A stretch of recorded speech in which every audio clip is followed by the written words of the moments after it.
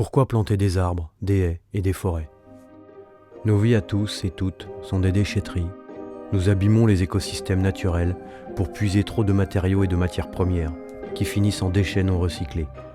Il ne s'agit pas uniquement de moins consommer, moins polluer, moins rejeter, moins détruire, mieux recycler et mieux consommer. Il faut aussi compenser, réparer et régénérer ce qui est détruit. Un Français moyen, pour sa consommation, détruit indirectement 352 mètres carrés de forêt. Entre 2004 et 2017, 43 millions d'hectares de forêt ont été abattus dans le monde. En France, depuis 1950, 750 000 km de haies ont été abattus sur les terres agricoles. 20 000 hectares d'espaces naturels ont été artificialisés. Un tiers des oiseaux ont disparu, 3/4 des insectes volants sont décimés, et 30% des abeilles meurent chaque année. La Terre a ses limites. Dans le monde, 900 millions d'hectares de terre pourraient être reboisés. Cela permettrait à terme d'absorber les 2/3 des émissions de carbone d'origine humaine. Selon l'initiative 4 pour 1000, lancée lors de la COP 21, l'agriculture peut participer à la lutte contre le réchauffement climatique grâce à des pratiques adaptées comme l'agroécologie, l'agroforesterie, l'agriculture de conservation, la gestion durable des paysages et des forêts. Les plantes captent le carbone de l'atmosphère et rejettent de l'oxygène grâce à la photosynthèse. Le carbone est incorporé dans les sols principalement sous forme de composés organiques par les racines des plantes ou la décomposition de la matière organique. Il enrichit ainsi les sols agricoles, améliorant leur fertilité et permettant une meilleure adaptation aux impacts des dérèglements climatiques. Selon AVSF, l'agroécologie est un outil puissant et bienveillant pour inverser l'érosion de la biodiversité, l'insécurité alimentaire et le dérèglement climatique. Car l'arbre est au cœur de l'agroécologie et des solutions pour le climat, la biodiversité et la sécurité alimentaire. Les arbres et forêts sont vitaux pour réguler le climat, le cycle de l'eau et pour l'équilibre et la vie sur la planète. L'arbre récupère et stocke le CO2 et produit de l'oxygène, protège le sol de l'érosion ainsi que les cultures, les animaux et le bétail, stocke l'eau dans le sol et la libère lentement à la végétation autour, minimise les effets des températures excessives, est un habitat pour plantes, animaux sauvages et biodiversité. L'arbre recycle les nutriments du sol et apporte des matières organiques autour de lui. Il évite la formation excessive de sel dans la couche arable des terres irriguées et il peut fournir une production de bois et d'aliments. Planter des arbres, aider les forêts à se développer, cela fait gagner du temps. Le temps nécessaire pour opérer les transformations de notre société. Seule l'agroécologie est capable de nourrir le monde, sainement et équitablement.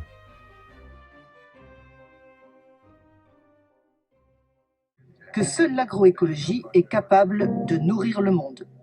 Monsieur le Président, Excellences, je présente ce rapport à un moment où les prix alimentaires mondiaux ont augmenté pendant 8 mois consécutifs. Cette crise que nous affrontons n'est pas seulement une crise de l'offre, c'est aussi une crise de la pauvreté, c'est une crise de la nutrition, et enfin c'est une crise écologique. Des méthodes de production non durables accélèrent le changement climatique et la dégradation des sols, épuisent les réserves d'eau douce, menaçant à terme notre capacité à nourrir la planète. Au sein de la communauté scientifique, un constat s'impose. Il faut changer de cap. Les recettes anciennes ne valent plus aujourd'hui. Les politiques de soutien à l'agriculture visaient à orienter celle-ci vers l'agriculture industrielle. Il faut à présent qu'elle s'oriente vers l'agroécologie partout où cela est possible.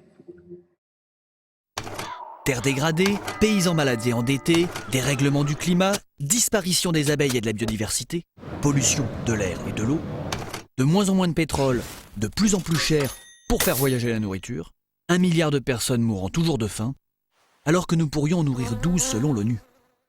Il existe des solutions. Une étude menée sur 30 ans au Royaume-Uni montre que l'agriculture biologique est plus performante que l'agriculture chimique dans tous les domaines. Selon un rapport de l'ONU, l'agroécologie doublerait les rendements dans nombre de pays en 10 ans. Ça permettrait de créer des petites fermes très productives sans la moindre goutte de pétrole et de générer ainsi plus de 500 000 emplois. Les experts de l'ONU encouragent les décideurs politiques à considérer, je cite, d'un œil nouveau les promesses de l'agriculture biologique. L'agriculture biologique est basée sur les savoirs locaux, sur les ressources et les intrants locaux. Le mot décisif est local, avec en plus un souci de prévention et de régénération, c'est-à-dire créer les moyens de production sur une base durable.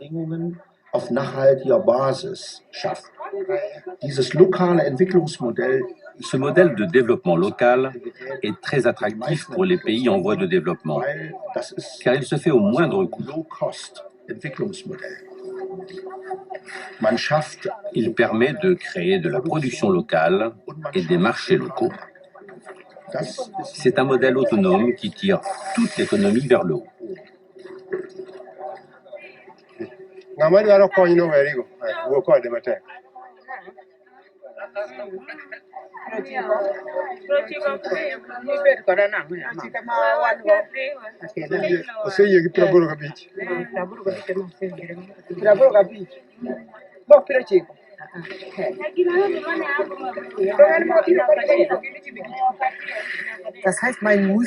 Cela veut dire que l'on devrait soutenir les petits producteurs activement et publiquement? Absolument. Aujourd'hui, les experts considèrent qu'on doit attribuer aux petits paysans un rôle tout à fait nouveau. Mais cela suppose une transformation radicale des politiques agricoles, qui s'apparente à une vraie révolution agricole. Les petits producteurs doivent être systématiquement soutenus. Même la Banque mondiale, dans un rapport récent, a estimé que chaque dollar investi dans l'agriculture engendre 3 dollars d'activité économique, contre 1,5 ou 2 dollars seulement pour 1 dollar investi dans le secteur industriel.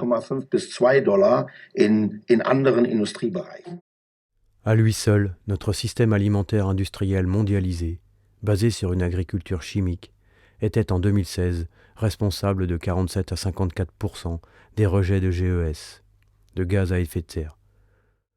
Ce système génère aussi une énorme déforestation. L'agroécologie est le premier outil pour faire évoluer ce système. L'agroécologie est la base de la régénération vers un avenir durable. L'agriculture naturelle est au centre du changement humain.